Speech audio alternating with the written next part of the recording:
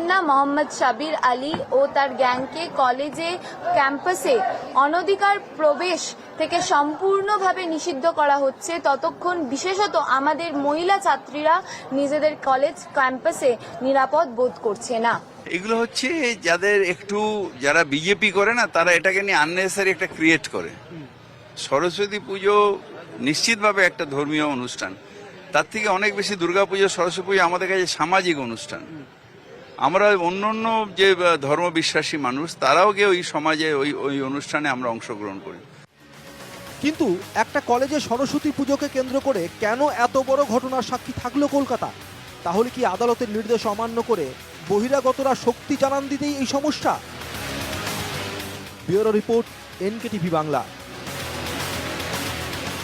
প্রথমে একটু অমলেন্দু বাবুর কাছে চলে যেতে চাইবো। অমলেন্দু বাবু, আমি আপনার কাছ থেকে জানতে চাইবো যে সরস্বতী পুজোকে কেন্দ্র করে একটা কলেজে পুলিশি নিরাপত্তা দিতে হচ্ছে। আমি মনে করি যে এই বহিরাগত বলে যাদের বলা হচ্ছে, তারা কোনো অন্য রাজ্য বা অন্য গ্রহ বা অন্য দেশ থেকে তারা আসছেন না, তারা এই রাজ্যেরই বাসিন্দা হতে পারে বা তাদের পরিচয় হয়তো এই কলেজে বহিরাগত। কিন্তু এটা একটা অদ্ভুত বিষয় যে আদালত বলে দেওয়ার পরেও কারা তারা এইটুকু গ্রাহ্য করলেন না। আমি এখানে মেনশনও করতে লজ্জা পাচ্ছি যে তাদেরকে কি ধরনের অকথ্য ভাষায়, যদি তাদের অভিযোগ সত্যি হয়ে থাকে, যে তাদেরকে হুমকি দেওয়া হচ্ছে। সৈকতদা, এই যে কলেজে আগ্রাসন, বর্তমান তৃণমূল শাসক দলের যে আগ্রাসন, এটা শুরু হয়েছিল পুলিশ প্রশাসনের কোমর ভাঙা দিয়ে। 2013-তে আপনারা জানেন গার্ডেন রিচে কলেজ ইলেকশনকে কেন্দ্র করে তৎকালীন কলকাতা পুলিশের এসআই ছিলেন তাপস চৌধুরীকে বুকে গুলি করেছিল। কে করেছিল? এই আজকে যে নাম আপনি বলছেন, সেই একই নাম বা একই প্রকার নামের লোক আজকে সেদিন সে অ্যাকিউজ ছিল শেখ সুহান।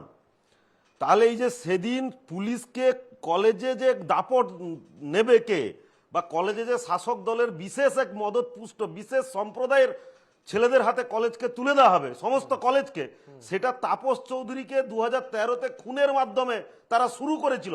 তারপরে সমস্ত কলেজ ইউনিয়ন ইলেকশনকে বন্ধ করেছে এবং তাদের পার্টির ক্যাডারদেরকে এবং বিশেষ সম্প্রদায়ের ভোটারদের দ্বারা প্রভাবিত পার্টির ছেলেদেরকে ঢুকিয়ে সে প্রত্যেকটা কলেজ দখল করেছে। তার জন্য আমাদের বোনেরা, যারা ছোট ছোট বোনেরা কলেজে পড়তে যায়, তারা নিজেরাই বিবৃতি দিচ্ছে, আইন কলেজের ছাত্রী বিবৃতি দিচ্ছে, তাকে তো কম বেশি তারা এটাও বলছেন অমলেন্দু বাবু যে এটা কোনো ধর্মীয় বিষয় নয়, ধর্মের সম্প্রদায়ের বিষয় না, এটা সম্পূর্ণভাবে ওই ব্যক্তি, যদি ওই ব্যক্তিকে নিয়ে তাদের আপত্তি।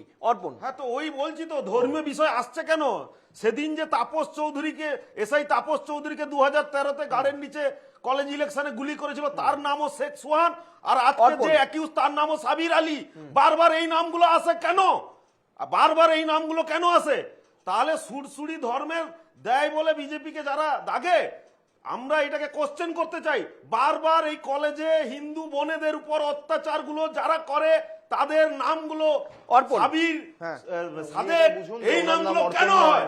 এর উত্তরটা আমরা চাই। বেশ, অর্পণ। হ্যাঁ, এখন বিষয়টা হচ্ছে যে যোগেশচন্দ্র চৌধুরী ডে কলেজ এবং ল কলেজের যে সমস্যা